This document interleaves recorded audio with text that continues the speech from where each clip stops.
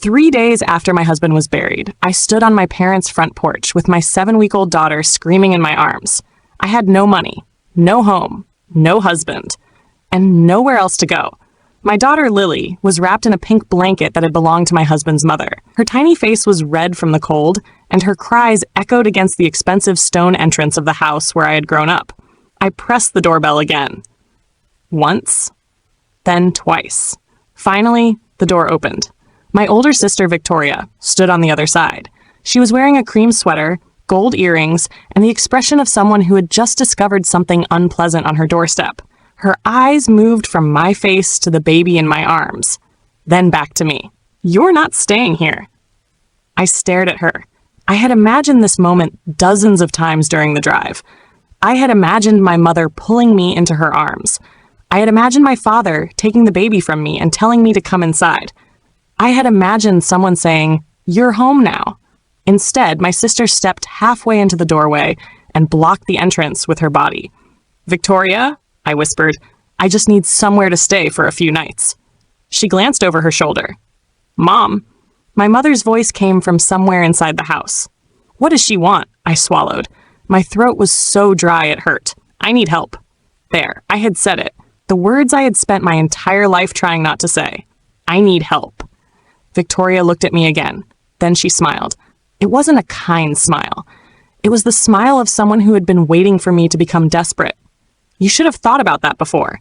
I felt Lily move against my chest. "Before what?" "Before you married him." My husband's name was Ethan. He had been dead for 3 days. 3 days. I was still wearing the black dress I had worn to his funeral beneath my coat. I had not slept properly since the accident. I had barely eaten, and my sister was standing in the doorway, telling me that my husband's death was somehow a consequence of my bad decisions. "Victoria," I said quietly, "please." Her face hardened. "Don't make this dramatic." I looked past her. My mother was standing in the hallway. She had one hand wrapped around a mug of coffee. She was wearing a pale blue cardigan and the pearl earrings she wore every Sunday. She had attended Ethan's funeral. She had stood in the second row while I buried the man I loved. She had watched me carry our daughter away from the cemetery, and now she was looking at me as if I had come to ask for something unreasonable. "Mom," I said. She didn't answer. "I don't have anywhere to go." My mother's expression barely changed. "You have a home." I almost laughed. The house we had rented had been damaged by a fire in the neighboring unit. The smoke had entered through the walls and ceiling. The insurance company had told us it would take at least 6 weeks before it was safe to live there again. Ethan had handled everything. The insurance calls, the landlord, the bank, the bills, the paperwork. Ethan had always been the one who knew what to do, until he was gone. Now the bank had frozen our joint account. His final paycheck was being held while the estate was processed. I had less than $1,000 left, and Lily needed formula, diapers, medicine, and a place to sleep. I had called my parents because I believed that, despite everything, they were still my parents. My mother took a sip of coffee. "You made your choices, Nora." The words struck harder than I expected. I looked down at my daughter. She was crying again. "I didn't choose for Ethan to die." My mother looked away. "That isn't what I meant." "Then what did you mean?" Victoria folded her arms. "You chose to leave this family." I stared at her. "I got married." "You moved away?" "I moved 20 minutes away." "You stopped coming to family dinners." "You told me Ethan wasn't good enough for me." Victoria's jaw tightened. My mother finally stepped closer to the door. "Your father and I gave you plenty of chances." "Chances for what?" Nobody answered. The wind cut through my coat. Lily began crying louder. I tried to adjust the blanket around her. My fingers were shaking so badly I could barely manage it. My mother looked at the baby, then at me. "You can't just arrive here with a child and expect us to take responsibility for your life." I felt something inside me crack. "I am not asking you to raise her." Victoria let out a small laugh. "That's not what it looks like." I looked at her. "What does it look like?" She leaned against the doorframe. "It looks like you made a series of terrible choices and now you want everyone else to clean up the mess." I had no answer. Not because she was right, because I couldn't understand how someone who had once shared my bedroom could look at me like that. My mother sighed. Your sister has a point. I looked at my father. He had been standing behind them the entire time. Silent. He was wearing his brown jacket. The same jacket he had worn to Ethan's funeral.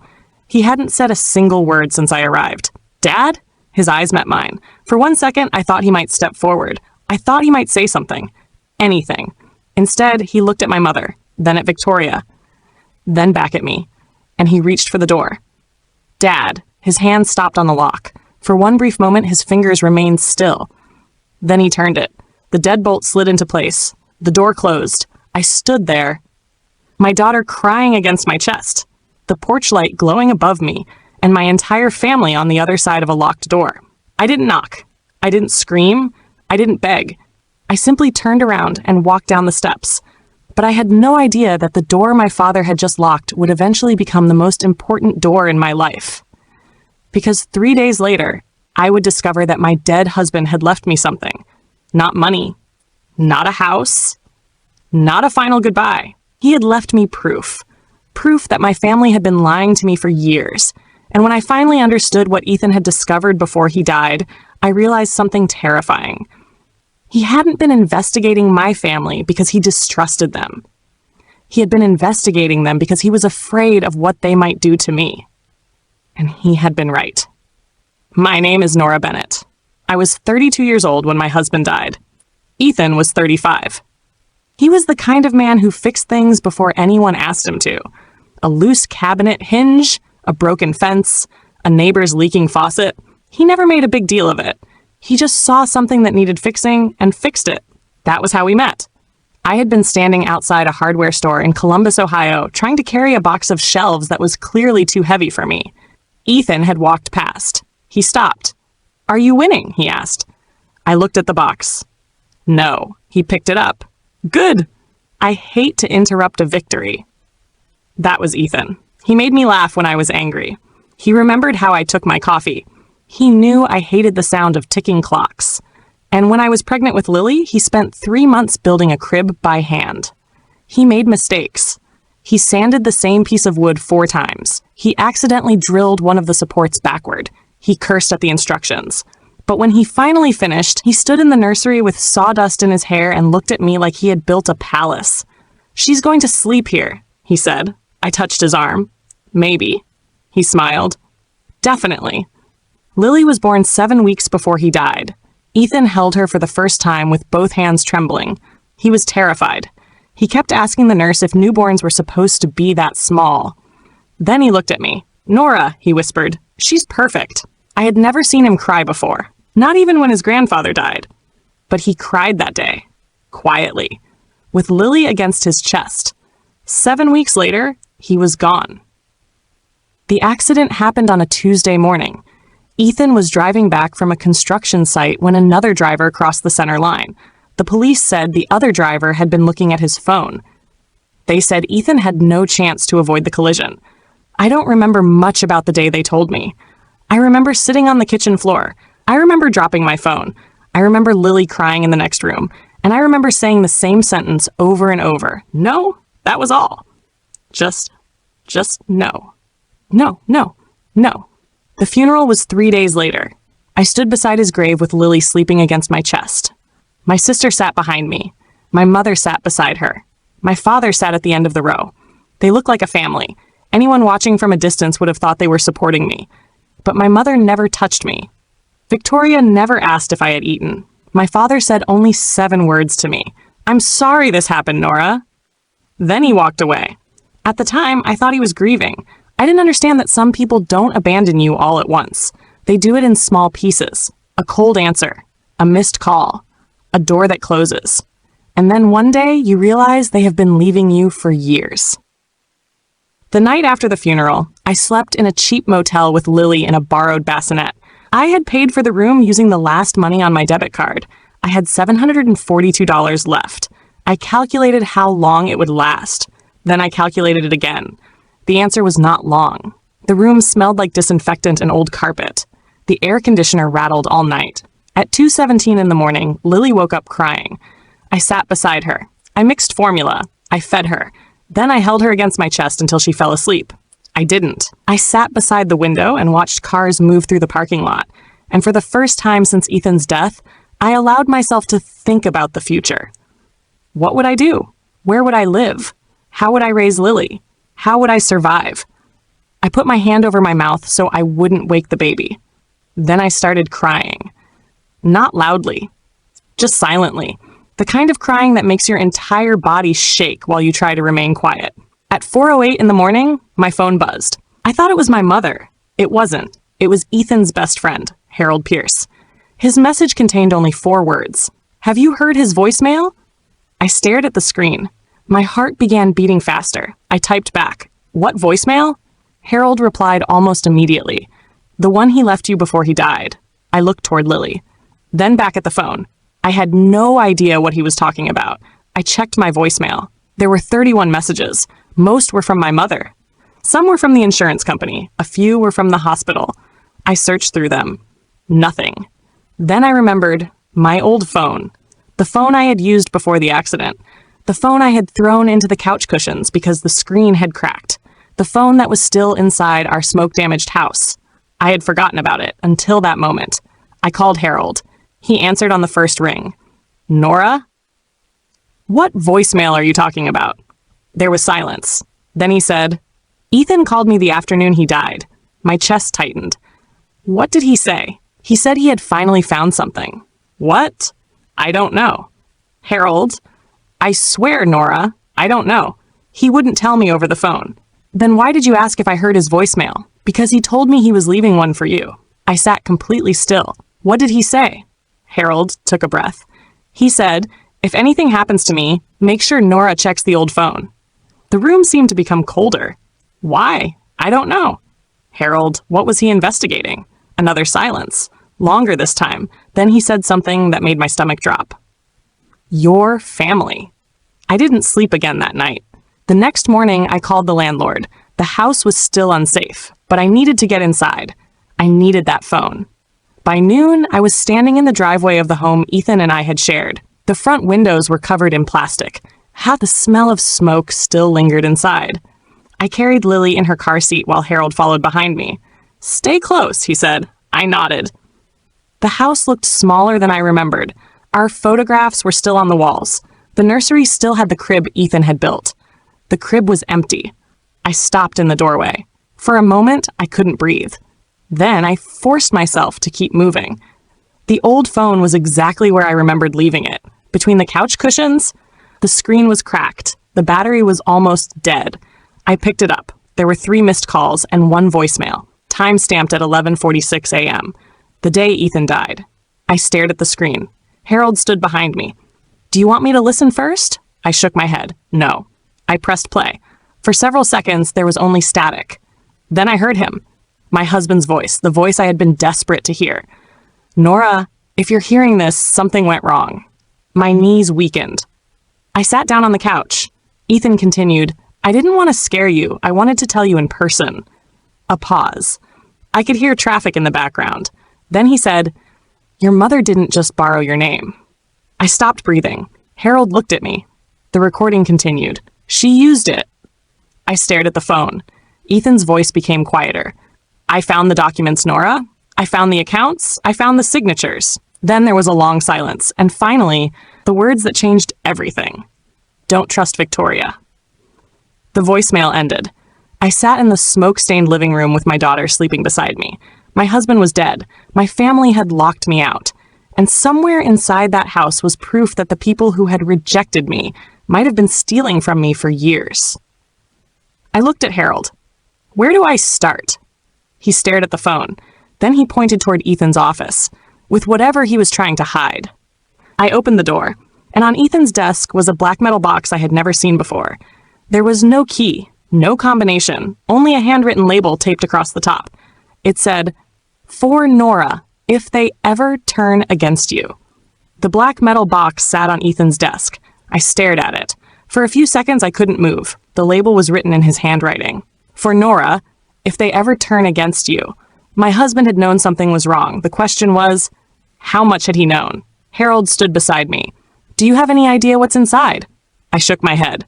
No. I had lived with Ethan for 6 years. I knew where he kept his tools. I knew the password to his laptop.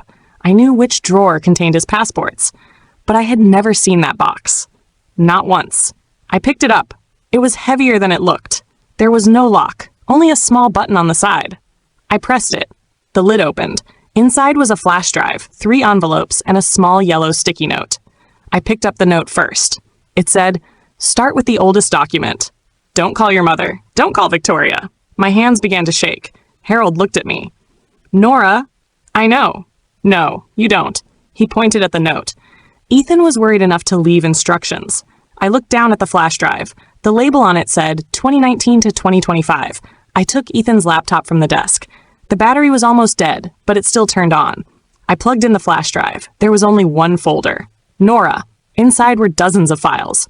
Bank statements, loan applications, credit reports, scanned documents, emails, photographs. I opened the oldest file, a bank statement. The account holder's name was mine, Nora Elise Bennett. I stared at the screen. Then I looked at the date. 2019. I had never opened that account. I knew that immediately. I had been working at a dental office then. I had barely enough money to pay rent. I had never applied for a credit card from that bank. I opened another document, then another, a personal loan, a department store credit account, a second credit card, all under my name, all connected to the same address, my parents' house. My stomach twisted. "Harold," I whispered. He moved closer. "What?" "I never opened these." He didn't answer, because he already knew. Ethan had known. That was why he had been investigating. I opened a folder marked signatures. Inside were photographs of documents. At first, I couldn't understand what I was looking at. Then I saw it. My signature. Or something that was supposed to be my signature. The name looked almost right. Almost. But I knew my own handwriting. The real signature on my driver's license application had a sharp curve at the end. The signature on the loan documents didn't. Someone had copied it. Badly. I leaned back in the chair. Who did this? Harold didn't answer. I already knew. But knowing and proving were 2 different things. I opened the next file. It contained photographs of purchases. Designer clothing, luxury hotel reservations, jewelry, a weekend at a resort in Florida, a payment to a private school. The total debt was more than $41,000. All under my name. My name. The name that had been destroyed by someone else's spending. I felt sick. Then I opened the final folder. It was titled Victoria. Do not ignore. Inside was a single audio file. I pressed play. My sister's voice filled the room. I recognized it immediately. She was speaking to someone. A woman I didn't know. "I told Mom Nora will never check the old accounts," Victoria said. I froze. The recording continued. "She trusts people too easily. She always has." The other woman laughed. Then Victoria said, "By the time she realizes what happened, everything will be under control." I stopped the recording. The room was silent. Harold looked at me. "Where did Ethan get that?" I shook my head. "I don't know. I wanted to call my mother. I wanted to call Victoria. I wanted to scream at them, but the note was still lying on the desk. Don't call your mother. Don't call Victoria." Ethan had known I would want answers. He had known they would lie. So I opened the first envelope. Inside was a handwritten letter. The first line made my heart stop. "Nora, if you're reading this, I'm sorry I wasn't able to tell you myself. I had to stop. I couldn't read further, because the handwriting was his. The same handwriting that had once written grocery lists on the refrigerator. The same handwriting that had written, 'I love you. Don't forget to eat.' Now it was explaining why he had been investigating my family behind my back. I wiped my eyes and continued. Ethan wrote that he had first become suspicious after finding an old financial notice in our mailbox. It was addressed to me, but I had never seen it before. He asked me about it. I told him I knew nothing.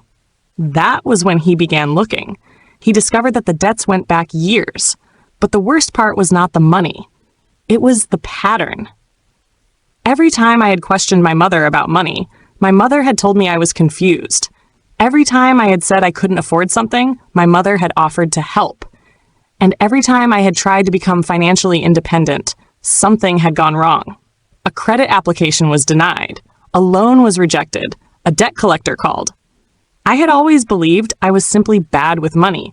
Ethan had discovered the truth. Someone had been destroying my credit while convincing me that I was the problem. I turned the page. Then I read the sentence that made my entire body go cold. Victoria knew. According to Ethan, my sister had been present when my mother first discussed using my identity. She had even helped obtain some of my personal information, my birth date, my social security number, old tax documents. The information my mother had taken from my bedroom years earlier. I remembered that. I had thought it was harmless. I had thought she was organizing old paperwork. I had been wrong. Then I saw the final page. Ethan had written, "There is another reason they want you dependent on them. Ask Grace Whitmore about the things Victoria has been saying." I stared at the name. Grace Whitmore? Harold nodded slowly. I know her. Who is she? She used to live near your parents. How does Ethan know her? Harold looked toward the window. Because I introduced them. I turned to him. Why? He hesitated. Then he said, because Grace told Ethan your sister had been spreading rumors about you. My stomach dropped. What kind of rumors? Harold looked at me. About Lily. The room seemed to disappear around me. I gripped the edge of the desk. What did she say? Harold's expression changed. He looked genuinely sorry. She told people she wasn't sure Ethan was the father. For a moment, I couldn't speak. My daughter was sleeping in the next room. My husband was dead. And my sister had been telling people that my baby might not belong to him. I closed my eyes. I thought of Victoria standing on the porch. Your husband is dead. That doesn't make this our problem. I thought of my mother saying, you made your choices. And suddenly, I understood. They hadn't simply rejected me because I was inconvenient. They had been building a story about me. A story where I was irresponsible. A story where Ethan was a mistake. A story where I would eventually come crawling back to them. And they had been preparing that story long before Ethan died. I looked at the final envelope. It was sealed. On the front, Ethan had written only one word. Grace. I opened it. Inside was a handwritten address.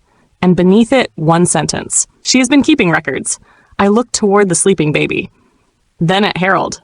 Take me to her. Harold stood up. Nora, it's late. I don't care. You just buried your husband. I know. My voice broke. That's why I need to know what he died trying to protect me from. The next morning, Harold drove me across town.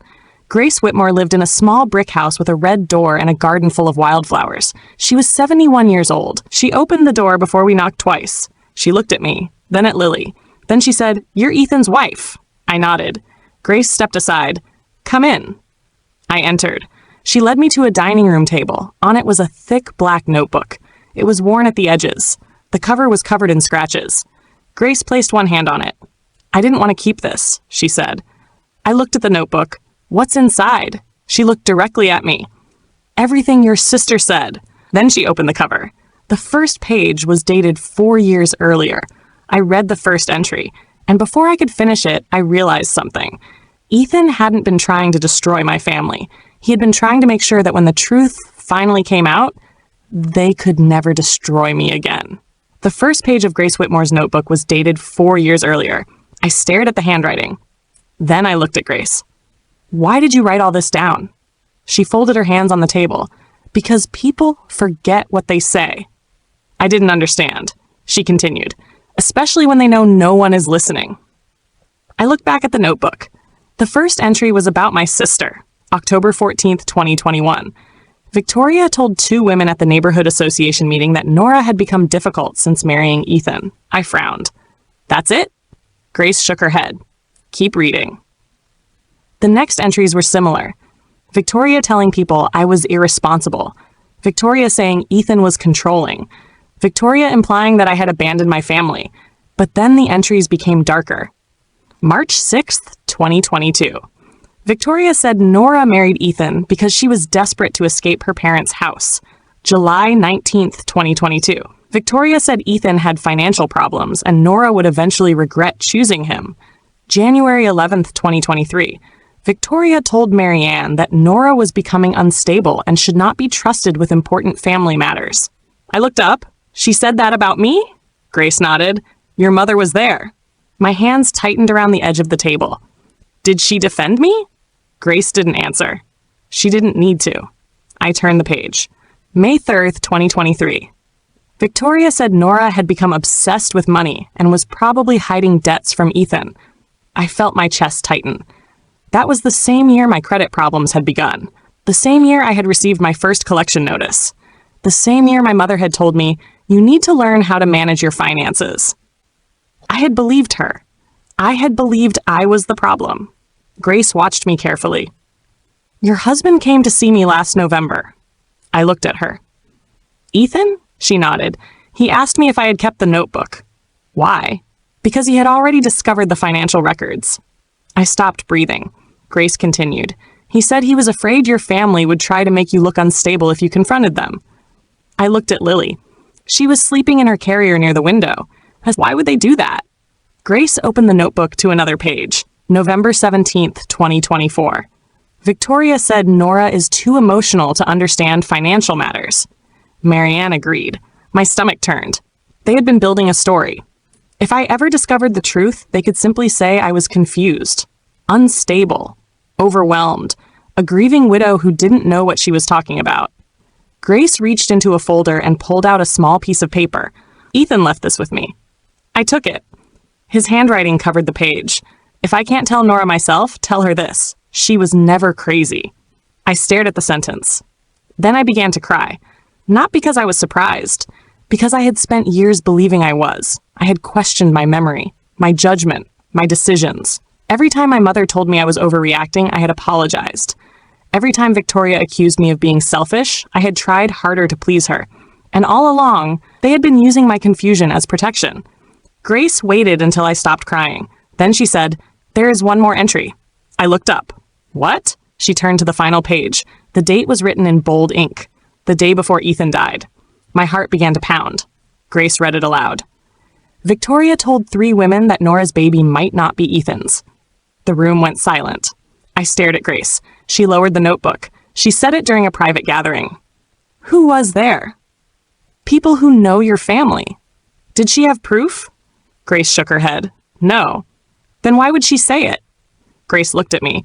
"Because rumors don't need proof when people enjoy believing them." I closed my eyes.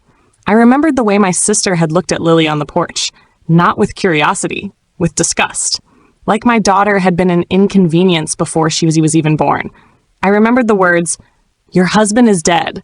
That doesn't make this our problem." And suddenly, the pieces began to fit together. Victoria had never accepted my marriage. She had never accepted Ethan.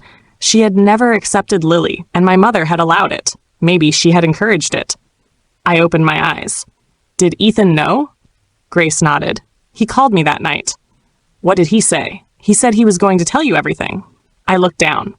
"When?" "After Lily turned 2 months old. My daughter was 7 weeks old. 1 week. Ethan had been 1 week away from telling me the truth.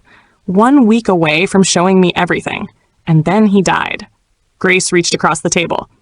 "He also told me something else." I looked at her. "He said if he died before he could explain, you would probably blame yourself." I couldn't speak. Grace's voice softened. "He said you would think you had missed something." I looked toward Lily. That was exactly what I had done. Since the accident, I had replayed every conversation with Ethan, every phone call, every goodbye. I had wondered if I should have stopped him from driving that morning. I had wondered if I should have called him. I had wondered if somehow I could have prevented his death. Grace squeezed my hand. "He wanted you to know it wasn't your fault." I lowered my head. For the first time since Ethan died, I allowed myself to believe that. Then Grace pushed the notebook toward me. "Take it." I looked at her. "I can't." "You can." "What if they find out you kept this?" "They already know I don't like lies." She smiled faintly. "That's why they stopped inviting me to things." I almost laughed. It was the first time I had smiled since Ethan's funeral. Then Grace's expression became serious again. "Your mother knows about the accounts." I froze. "What?" "She knows someone has found out." "How?" Grace reached into the folder again. This time she pulled out a printed message. It was from my mother.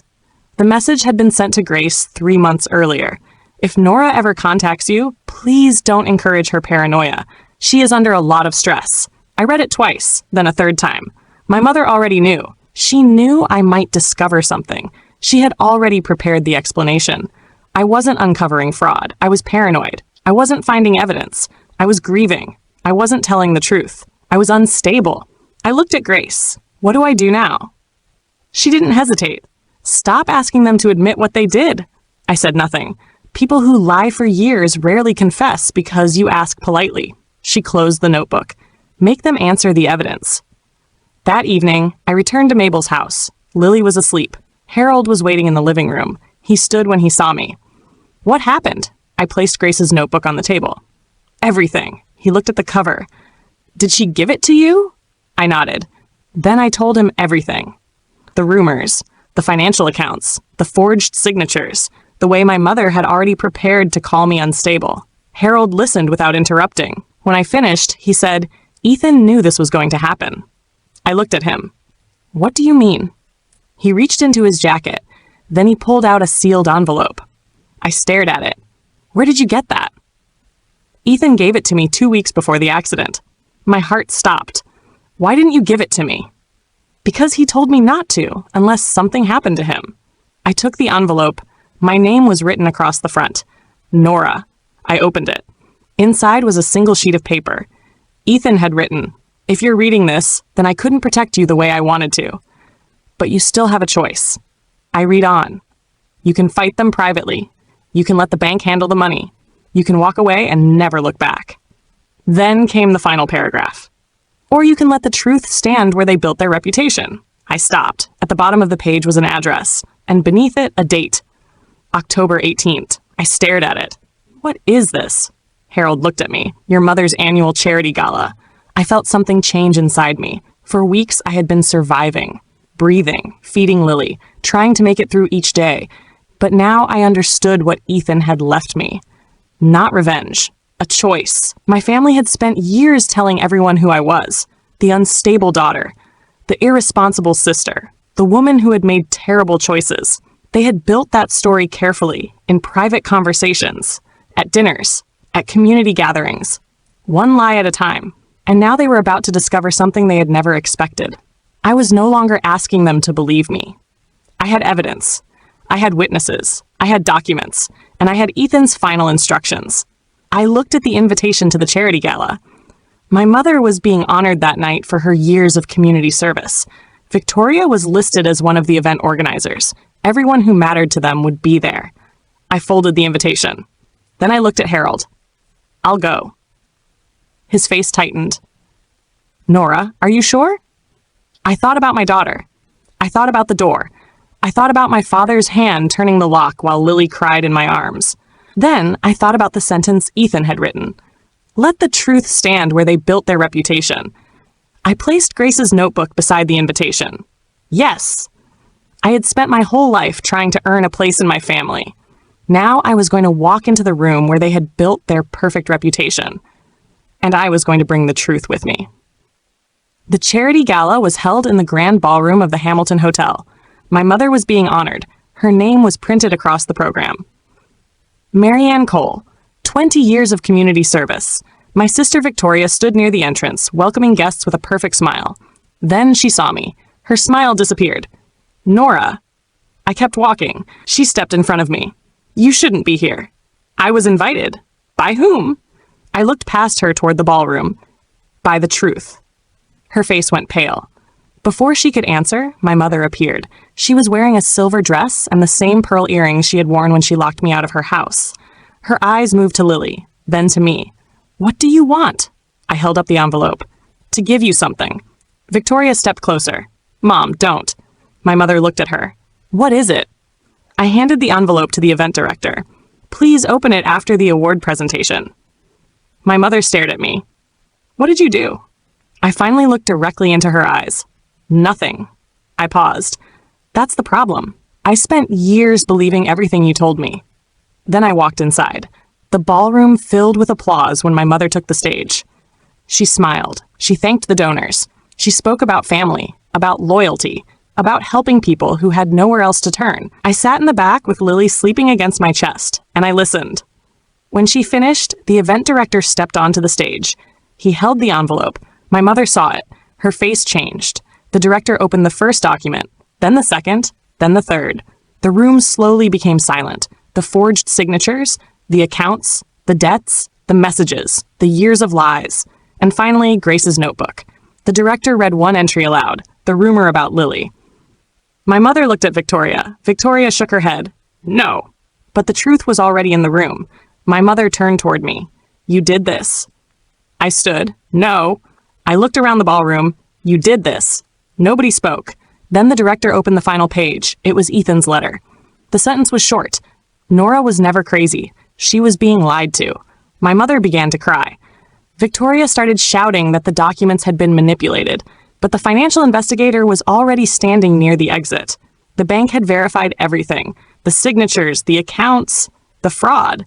The evidence was real. My father was sitting at the back of the room. He had come without telling me. He looked at me, and for the first time in my life, he looked ashamed. I picked up Lily. Then I walked toward the exit. My mother called my name. "Nora." I stopped. She was crying now. "Please." I turned around. She looked at me. "You're my daughter." I held Lily closer. "And you were my mother." Then I walked out. Behind me, the room erupted into whispers. But I didn't look back. Because Ethan had been right. I didn't need to destroy my family. I only needed to stop protecting the lies they had built their lives on. And as I stepped into the cold night with my daughter in my arms, I realized the most important part of the truth had not happened yet. My father had followed me outside. And he was holding a letter. For a moment, neither of us spoke. The ballroom doors had closed behind me. Inside, my mother's perfect reputation was collapsing. Outside, the man who had once locked a door in my face was standing in front of me. He held out the letter. "This is for you." I didn't take it immediately. "What is it?" Something I should have said years ago. I looked at him. "Why didn't you say it then?" His eyes lowered. "Because I was afraid of your mother." That answer hurt more than I expected. He had been afraid of my mother, and I had been the one left outside in the cold. Finally, I took the letter. He didn't ask me to forgive him. He didn't ask me to come home. He simply said, "I should have opened the door."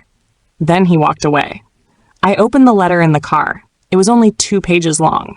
My father admitted that he had known about the financial accounts. Not everything, but enough. He had seen my mother using my information. He had questioned her once. She had told him it was temporary. She had promised everything would be repaid, and he had believed her. Or maybe he had simply wanted to believe her. Then he wrote the sentence that stayed with me. I knew something was wrong, and I chose silence because silence was easier than standing against her. I folded the letter. I didn't forgive him that night, but I didn't throw it away either, because sometimes the first step toward healing isn't forgiveness. Sometimes it's simply allowing the truth to exist. The bank investigation ended 3 months later. My mother's accounts were frozen. The fraudulent debts were removed from my name. The money she had spent under my identity had to be repaid. Victoria was forced to admit that she had known about some of the accounts. The charity board removed my mother from her position. The woman who had spent years telling everyone about loyalty was suddenly standing alone. But I never celebrated, because revenge had not brought Ethan back. It had only stopped the lies from following me. I moved into a small house with Lily. It wasn't large, it wasn't fancy, but it was mine. There was a little garden in the back, a blue front door, and a nursery with the crib Ethan had built. I placed his final voicemail in a frame above the fireplace. Underneath it, I kept the black metal box, the box that had saved me, the box he had prepared in case he didn't come home. Months later, I received another letter from my father, then another.